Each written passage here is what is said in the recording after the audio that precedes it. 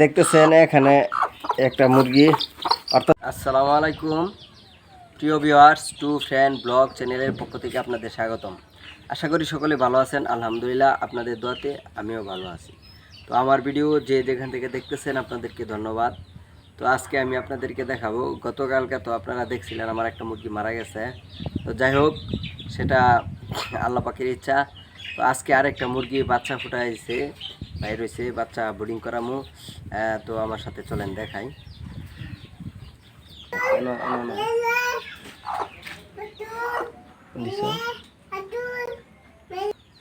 তো দেখতেছেন এখানে একটা মুরগি, অর্থাৎ আমি মুরগি গ্যাপ দিই না, একটার পরে একটা বসাইতে থাকি। তো এবারে এখানেও বসাইছি, মাশাল্লাহ।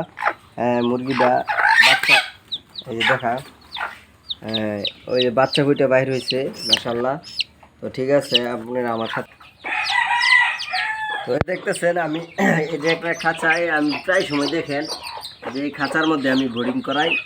তো 1 2 3 4 5 6 7টা এই মুরগিতে ডিম কম বসাইছিলাম, 9টা ডিম বসাইছিলাম।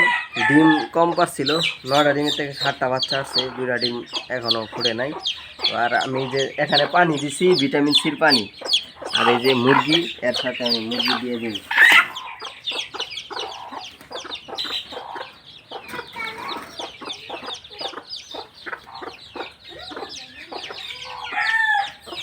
আর আগে যে আপনাদেরকে দেখাইছিলাম একটা বাচ্চা, সেটা হয়েছে এই যে এটা এখানে দিছি, আর এই যে এটা এসে এখানে। তো দুইখানে বোর্ডিং করাইছি এই খাঁচার মধ্যে। আমি বিশেষ করে অল্প বাচ্চা যখন উঠাই তখন খাঁচার মধ্যে বোর্ডিং করাই। এই যে এটা এটা আগের মুরগি, এটার মধ্যে আগে বোর্ডিং করাইছিলাম, আপনাদেরকে দেখাইছি। এখন নতুন ওটা। আর যে মুরগি, আর আগে আরেকটা মুরগি আছে, ওই যে ঘুরে খাইতেছে, ওর সাথে কিছু বাচ্চা ছিল। আর যে মুরগিটা মারা গেছে, এই বাচ্চা এই যে খাঁচার মধ্যে আমি উঠাই দিছি। এই যে এটার মধ্যে আমি দানা পানি দিয়ে এদেরকে এখানে উঠাই দিছি। এই বাচ্চাগুলো মাশাল্লাহ এই মোটামুটি মা ছাড়া থাকার বয়স হয়ে গেছে। এই জন্য এদেরকে আমি এই যে আলাদা একটা জায়গা, এই খাঁচার মধ্যে মুরগি ছাড়া এখন শুধু আলাদা বডি এদেরকে এখানে উঠাই দিচ্ছি।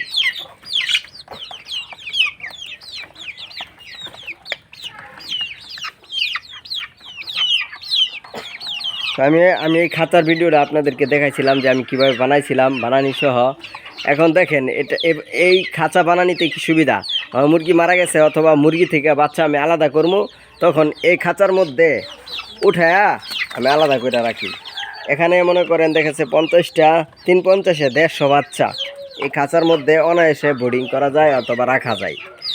তো এটাই আমার একটা সুবিধা। যখন বাচ্চা বড় হয় আমি এখানে সেট করে লাই আলাদা। এটা দেখেন একদম বাহিরে, আমার বাড়ির একটা আলাদা সাইডে রেখে দিছি। বাহিরে থাকলে ওই যেহেতু উপরে সারপা আছে, আছে ছাউনি আছে, ছাউনির নিচে কিন্তু খোলামেলা জায়গায় রাখছি। এই যে খোলামেলা জায়গা, এখানে রাখলেও কোনো সমস্যা নেই, উপরে বৃষ্টি হয় না, আলো বাতাস আসে না। তো এটা যে কোনো জায়গায় সরানো যায়, স্থানান্তর করা যায়। এটা একটা সুবিধা। এরকম একটা খাঁচা বানাইলে একদম ওজনেও কম, কারণ নেট আর শুধু কয়েকটা বাঁশ ব্যবহার করা হয়েছে।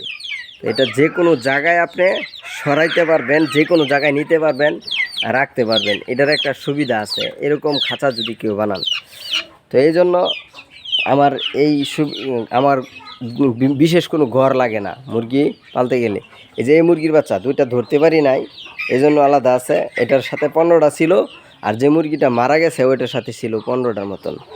আর আজকে এই যে এটা নামাইলাম, আর আগে ছিল এটা।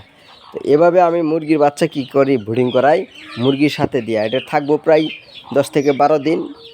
এভাবেই পরে আলাদা ছাইরা দিমু, খাঁচা থেকে বাইর করে দিমু। এটাও 2 দিন বা 4 দিন পরে খাঁচা থেকে বাইর করে দিমু। এটাও আপনাদেরকে দেখামু যখন একটু বড় হবে। এখন যদি ছাইরা দেই তাহলে বেজি, চিল অথবা অন্য কোনো প্রাণী এদেরকে নিয়ে যাব, গুলে খায়া ফেলাইব। এখন ছাড়া দেব না। আর আরেকটা জিনিস আপনাদেরকে বলি, দেখেন যে বর্তমানে প্রচুর গরমের পরে হঠাৎ করে ঠান্ডা বৃষ্টি হইতেছে, এতে মুরগি অসুস্থ হওয়ার সম্ভাবনা 100% আছে। এজন্য অগ্রিম আপনারা যাদের কোনো মনে করেন যাদের কাছে ওষুধ আছে তারা একটা ডোজ করাইতে পারেন, আর নাইলে শুধু নাপা আর কার্মিনা আর হলো পানির পিএস, হ্যাঁ, আর জিঙ্ক দিয়া আপনি মুরগিরে 5 দিন খাওয়ান।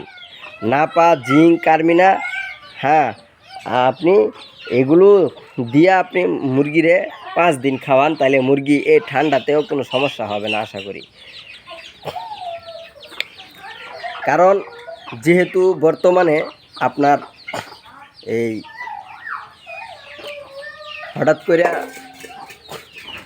ঠান্ডা পড়ছে, প্রচুর গরম গেছে, গরমে মানুষ অসুস্থ হয়েছে, আবার নতুন করে যেহেতু হঠাৎ করে ঠান্ডা পড়ছে, এই ঠান্ডার কারণেও আপনার কি হইতে পারে, মুরগির বাচ্চার সমস্যা, ঠান্ডা হইতে পারে, বিভিন্ন রোগ আসতে পারে। এই জন্য আপনি সুস্থ আছে মুরগি বেশি অ্যান্টিবায়োটিক না দিয়া একটা নাপা ব্যবহার করেন, কার্মিনা ব্যবহার করেন, সাথে আপনার এই দিয়া দেন, লাইসোবিট দিতে পারেন। তো এটা দিয়া যদি আপনি এই জিঙ্ক দিয়েন সাথে, একটা 5 দিনের কোর্স করান, মুরগিরে অসুস্থ ধরতে পারবে না, মুরগিরে অসুস্থ হওয়ার সম্ভাবনা কম থাকবে। তো ঠিক আছে, আপনি একজন ভাই বলছিল যে ভাই আপনি অল্প অল্প মুরগি করেন, ব্রিডিং করেন, তাহলে মুরগিরে কেমনে কি করেন।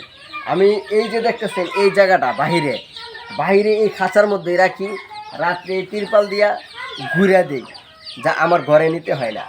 আর যখন ওই যে সাইজ মতন হয়ে যা দেখাইলাম একটু বড় হয়, এটা ওই খাঁচার মধ্যে সেট করে দিই, এতে আমার বড় ধরনের কোনো ঘরের প্রয়োজন হয় না। আমার এই শেড থাকার কারণে আমার এই সুবিধাটা হয়, বৃষ্টি হয় না, কোনো কিছু হয় না। তো ঠিক আছে, আমার আজকে এই পর্যন্তই।